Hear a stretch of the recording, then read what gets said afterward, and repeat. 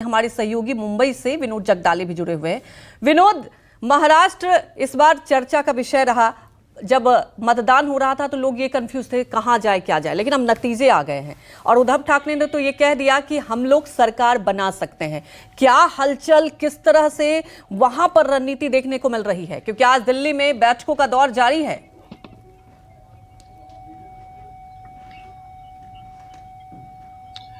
देखिए, भारतीय जनता पार्टी, शिवसेना और अजित पवार के गुट ने इस बार महाराष्ट्र में 45 प्लस का नारा दिया था, लेकिन हालात देखिए क्या आ गए हैं। सिर्फ 17 सीटों पर ही सिकुड़कर ये पूरा गठबंधन वहां पर महायुति का रह गया है। भारतीय जनता पार्टी 2 आंकड़े की सीट भी वहां पर महाराष्ट्र में नहीं लेकर आई है। 9 सीट उसके हाथ में लगी है। एकनाथ शिंदे ने 15 सीट लड़ी, उसमें से 7 सीट वो वहां पर जीतने में कामयाब रहे हैं और 4 सीटों पर एनसीपी लड़ी थी, 1 सीट सिर्फ हाथ में आई है। अब महायुति में यहां पर झगड़ा चल रहा है, क्योंकि अजित पवार के जो समर्थक हैं और विधायक है अमोल मिटकरी, उनका यह कहना है कि हमें भारतीय जनता पार्टी और शिवसेना का वोट ट्रांसफर नहीं हुआ है। और दूसरी तरफ ये देखिए, ये भी कहने लगे हैं शिंदे समर्थक कि हमें अजित पवार का वोट नहीं मिला है। शिंदे के समर्थक ये भी कह रहे हैं कि भारतीय जनता पार्टी ने सर्वे के नाम पर कई लोगों के टिकट बदले, सर्वे के नाम पर कई लोगों को टिकट आखिरी के दिनों में मिले, प्रचार के लिए बस 15 या 12 दिन मिले, जिसके कारण और नुकसान हुआ। नहीं तो एकनाथ शिंदे की सीट 11 से ज्यादा भी यहां पर आ सकती थी। लेकिन भारतीय जनता पार्टी के लिए सबसे बड़ा वहां पर नुकसान उठाना पड़ा है। सबसे अगर राज्य में फायदेमंद कोई पार्टी रही है तो वो पार्टी है कांग्रेस पार्टी। कम सीटों पर लड़के भी अच्छे नंबर वहां पर आए हैं। 13 सीटों पर वहां पर उन्होंने अपना कब्जा किया है। एक जो सीट है वो विशाल पाटिल सांगली की, जिसमें झगड़ा चल रहा था, वहां भी निर्दलीय विशाल पाटिल ने वो सीट हासिल की है। शरद पवार की बात करें, शरद पवार ने यहां पर 10 सीटें लड़ी और 8 सीटें वहां पर जीती है। लेकिन स्ट्राइक रेट देखिए क्या स्ट्राइक रेट है, यानी सबसे फायदेमंद कोई रहा तो ये 2 लोग। उद्धव ठाकरे भी फायदेमंद ही कह सकते हैं। 9 सीट उनके हाथ में यहां तक आई है। तो महाराष्ट्र की बात करें, महाराष्ट्र में 3 राज्य मंत्री यहां पर हार चुके हैं। भारती पवार हार चुकी है, कपिल पाटिल हार चुके हैं, राव साहब दानवे यहां पर हार चुके हैं। तो जबरदस्त झटका यहां पर मिला है। लेकिन 3 केंद्रीय मंत्री यहां पर जरूर जीते हैं। उद्धव ठाकरे कल की प्रेस कॉन्फ्रेंस में ये बात कह दी कि इंडिया गठबंधन वहां पर सरकार बनाएगा और सरकार स्थापना का दावा वहां पर करना चाहिए। आज सुबह भी संजय राउत ने भी यही बात की है कि इंडिया गठबंधन के पास नंबर है, इंडिया गठबंधन वहां पर सत्ता बनानी चाहिए।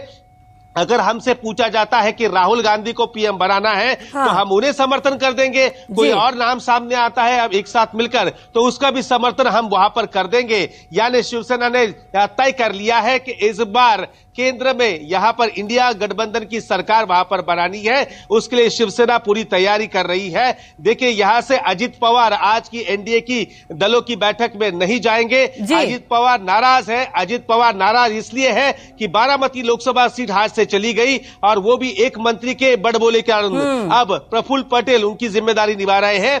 प्रफुल्ल पटेल महाराष्ट्र के मुख्यमंत्री एकनाथ शिंदे के साथ दिल्ली के लिए रवाना हो चुके हैं। उधर इंडिया गठबंधन की बैठक के लिए चाचा शरद पवार और उनकी बेटी जो है वो भी सुप्रिया सुले दिल्ली के लिए रवाना हो चुके हैं। यानी अब सारे नेता फिलहाल आज दिल्ली में रहेंगे। बिल्कुल, और आज दिल्ली गठबंधन हो या एनडीए हो, दोनों की बैठक होगी और उस बैठक के बाद पता चलेगा क्या होगा। बिल्कुल, बैठक के बाद पता चलेगा। लेकिन ये तो तय है कि एनडीए को वहां, अगर महाराष्ट्र की बात की जाए, महायुति को बहुत बड़ा डेंट लगा है। और जैसा कि अभी आप समीकरण भी समझा रहे थे और आज की बैठक पर सबकी निगाहें रहेंगी। विनोद, जैसा कि चर्चा कर रहे थे, एक बड़ा सवाल यह है कि आज एनडीए की भी बैठक है, इंडिया ब्लॉक की भी बैठक है।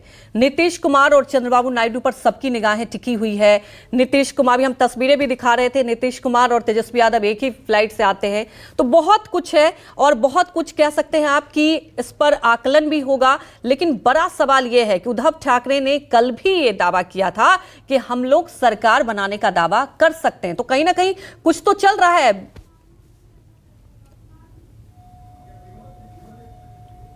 जी विनोद, देखिए, अभी केंद्र में अगर इंडिया गठबंधन की सरकार बननी है तो 2 बाबुओं का साथ होना काफी जरूरी है। एक नीतीश बाबू और दूसरे बाबू चंद्रबाबू नायडू।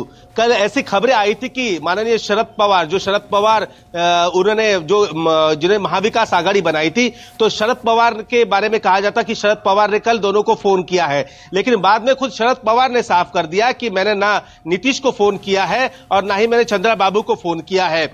आज की बैठक के बाद जो आगे वहां पर गठबंधन हमें बताएगा उसी तरीके से वो करने को तैयार है। देखिए, शरद पवार की खासियत यह है कि शरद पवार के रिश्ते सभी से अच्छे हैं और शरद पवार अगर आज की गठबंधन में शरद पवार को जिम्मा मिलता है तो उनके नीतीश के साथ भी अच्छे रिश्ते हैं, चंद्रबाबू नायडू के भी साथ अच्छे रिश्ते हैं। अब इन दोनों बाबुओं के हाथ में पूरी सत्ता की चाबी है।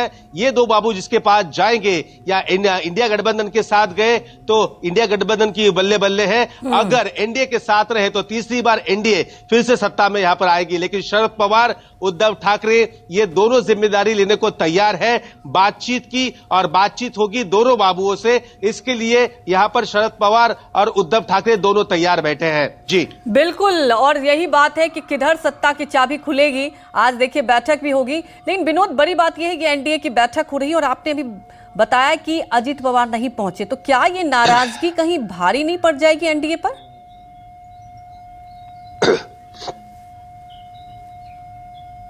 देखिए, भारी तो फिलहाल नहीं पड़ेगी क्योंकि एक ही सीट उनके पास फिलहाल है। 4 सीटों पे लड़े थे, उनको ये अनुमान था कि 3 सीटें हम जीत रहे हैं, लेकिन सभी की सभी सीटें जो सर्वे में बताए थे हार रहे थे। लेकिन एक सीट जो है तटकरे की, तो रायगढ़ लोकसभा की, वो उन्होंने कम से कम जीत ली और जैसा कि दिया। विनोद, लेकिन अजित पवार नाराज इसलिए चल रहे हैं, निकल भी चुके हैं। देखिए, शरद पवार तो दिल्ली के लिए निकल भी चुके हैं और सबसे बड़ी बात यही है कि आज इंडिया ब्लॉक की भी बैठक होगी, एनडीए की भी बैठक होगी।